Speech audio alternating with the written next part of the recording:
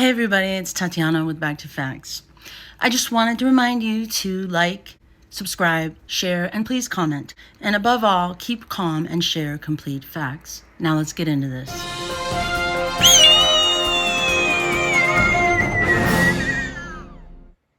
Their speech has been deemed harmful and they're being jailed. It's not some pie in the sky thing. It's no joke. It's actually happening. And the only thing keeping us from being like that is our Bill of Rights. And freedom of speech is one of the most important things we have. And this is how you explain it to people, okay? It took me a really long time to even realize what people were actually talking about, and that's because I trusted the government. So if you trust the government and you think that it's made up of a pluralistic group, pluralistic body of individuals who, they belong to the two different parties, right? Like that's a big difference. And they have all different kinds of beliefs, etc. Now, I know people say, oh no, there's no grand conspiracy because somebody would talk, right? They do. They do. You can actually find this stuff. That's the funniest part about it all, is that I guess it's because it's so complicated, or maybe it's that the justice system is the last defense for these guys, but very few people actually delve into the records and the evidence. So the whistleblower records are a treasure trove. There's multiple. The real whistleblowers don't get their 15 minutes of fame or what they deserve. They don't get anything. They don't get any attention at all. Isn't that strange to you? Yeah. Well, that's the biggest reason why it's possible to coordinate and have a coordinated kind of crime directive.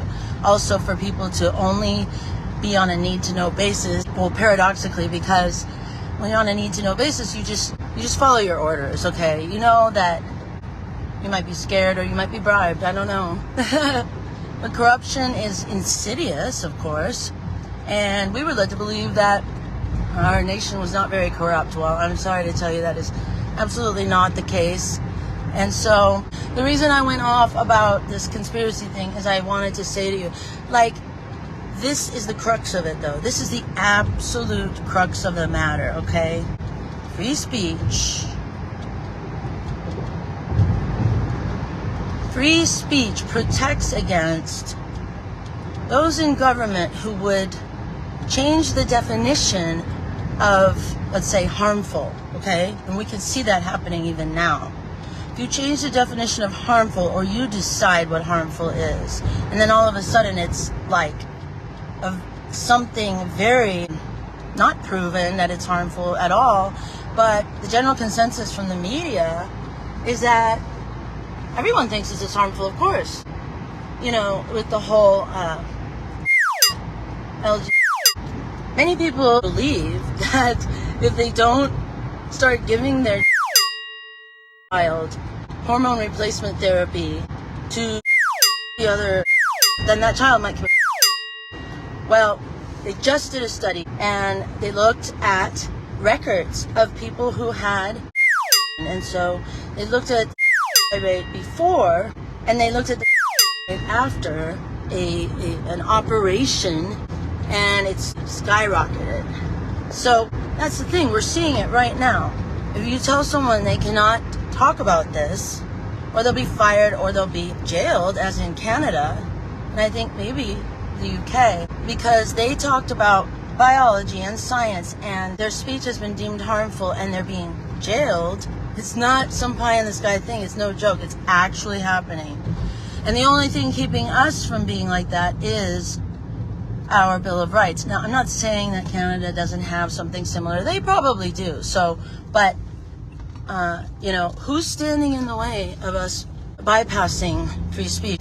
Well, certainly not Ketanji Brown Jackson. I don't know if you heard, but they were hearing some kind of arguments. I don't know what the case was, but she essentially, it was everywhere if you haven't seen it, but I'll just break it down. She said, isn't there some way that the government can, bypass free speech? Because, there's a lot of harmful misinformation out there, and the government's hands are kind of tied. Let's say that the government was really on the up and up as far as what's harmful. That they were telling us, this is like all of a sudden, these children, this is the biggest health crisis in decades or something, which it's not. It's a moneymaker. I'm sorry to say, that's how brutal this world is. I hope you can read between the lines, because I just don't want to say certain words, because I got bumped off of here once when I was talking about this subject.